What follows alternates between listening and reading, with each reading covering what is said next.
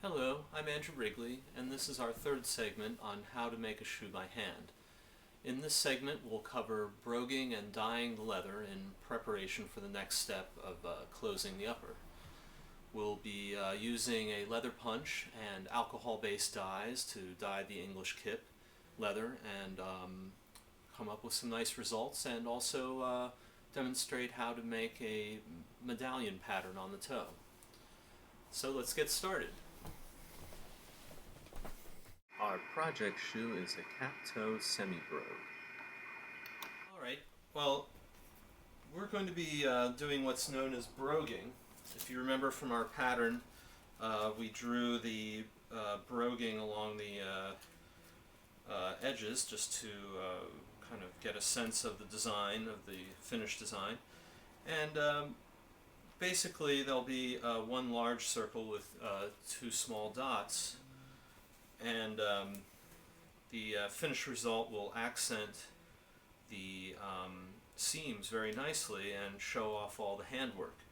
Now, at one point in time, originally broguing performed a practical function, and that was to let the water out of your shoes when walking on marshy, soft ground.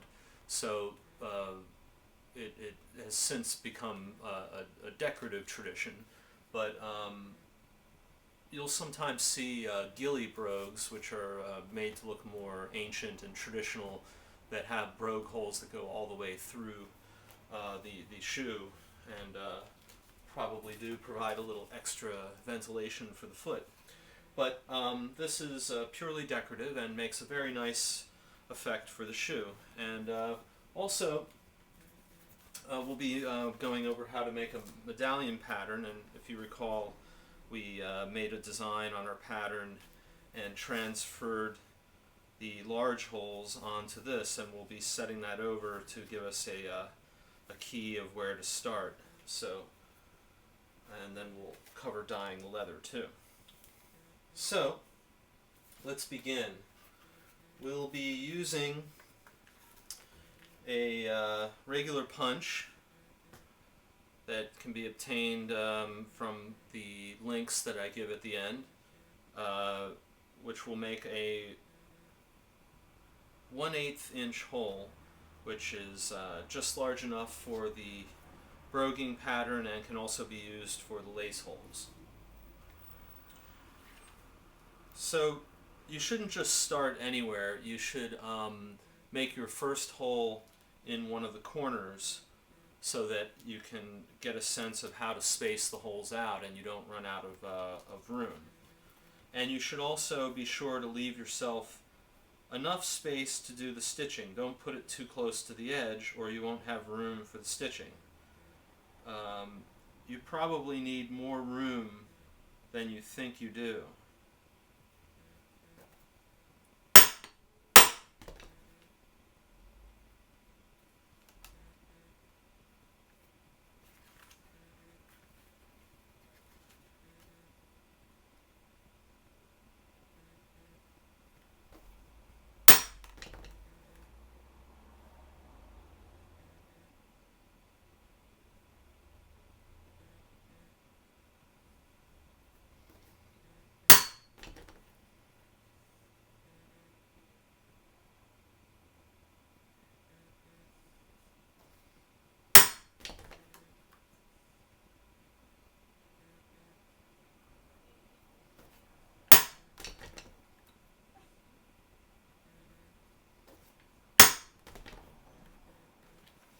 Alright, so I've started making my holes, and I'm going to go finish them moving down here. And I will be making the two little holes with the scratch-all in between. There are beautiful Italian broguing sets where the holes are preset to the correct proportion, but to be honest with you, they're impossible to find unless you take a trip to Italy and go shopping there. So we're going to be making our large hole with 1/8 inch Osborne punch and our two small holes with a scratch-all. So I'll finish this up and proceed onward to the next step. the large holes will be made with this Osborne punch, 1/8 inch. It has a clearing hole to allow the leather chads to push their way through as you go. And there's a look at our medallion pattern and a sketch on our pattern to show what it will look like. So there'll be 2 large followed by 2 small holes placed in between with this scratch-all. And it's very important to put a heavy piece of leather behind your calfskin when you're punching, otherwise it won't work. You can use a scrap of your soling strip or a piece of heavy shoulder for that, so you can save some of your scraps to use as a backstop. So I'm going to continue on with this and keep punching out the brogue holes and then show you the next step. Alright, I've as you can see, I've finished the broguing. I made the large holes and the small holes. This is what it looks like. And if you'll notice, I have not done the medallion pattern yet, and there's a reason why. We're going to dye the leather first and then let the dye dry and then punch the medallion. If you dye the leather with all those little holes there, it makes the dye soak in a manner that is not desirable. It sort of gets extra dark around the holes and just doesn't look as nice. So we're going to dye this first and then punch the medallion holes. Alright, so this is Fiebing's alcohol-based dye. They make about 10 different colors, everything that you want basically, maybe even more. And you use this little lamb's wool dauber, and you know, you can apply the dye several coats evenly, and it makes a wonderful color, and it has that hand-done look.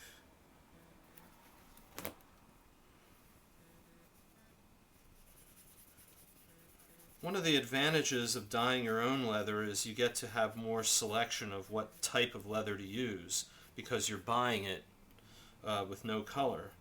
And then you get to choose exactly the color you want. You can mix these dyes together to make very specific tones. And I think that hand-dyed leather looks more beautiful. It isn't perfect. It has little degrees of variation that the factory tanned leather, dyed leather, doesn't seem to have. It's not perfect, in other words, and I like that. Subtle tones, and I like to think of it like the beautiful finish on a violin when it's done. Then you wax it up and apply the layers of clear wax to a beautiful dye color. It gets a warmth to it. So I'm just hitting this with a coating of this dye. It's very easy.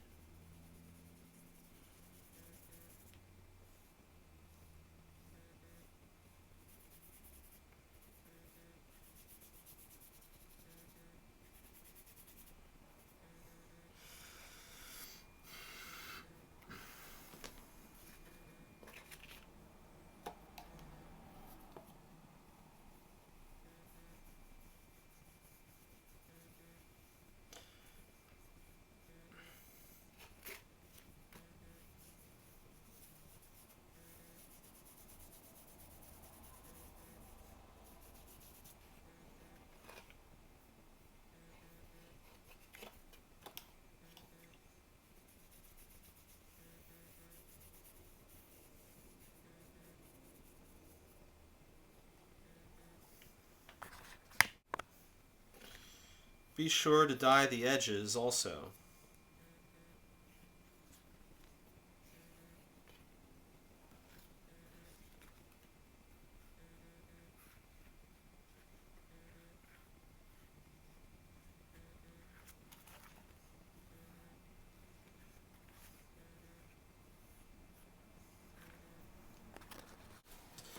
Alright, well, now it's time to make our medallion pattern. There are many different beautiful medallion patterns, and you can look for inspiration in some of the older shoemaking houses, and I recommend this before trying to make your own, because it's good to get a feel for what a medallion pattern should look like. And like I said before, we've made our 4 keyholes on the pattern so that we know where to start. So you make dots, which will be where the large holes go, and then that'll give you a guideline of where to put the small holes. So, show you. Always put leather behind when you're punching.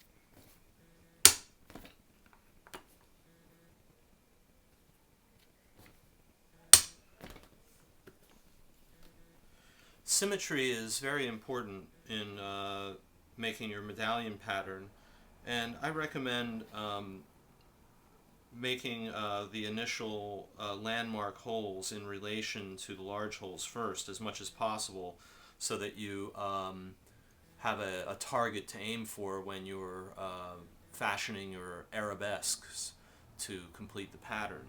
So, of course, you should draw on paper and then make a dot matrix on paper and practice it so you have an idea, and then keep that nearby while you're working. So I'm going to punch this out and then show you the result. So here is the finished medallion. After making a few landmark holes, I was able to do the rest freehand. And I even did a second one, and I'll choose which one I like best, but if you've ever studied calligraphy, it will come in handy for doing punch work, because you'll have more of a feel for the proportions. But a couple things that'll help you do it, like I mentioned, you do the first holes to key in the design, the large holes, and then you can make a few landmark holes along the way to give you a sense of where you're headed with. The brogue holes will look nice. They'll catch the light and add to the effect of the semi-brogue. So, I hope this has been of some help to you, and this has been Andrew Wrigley. Keep clicking and skiving.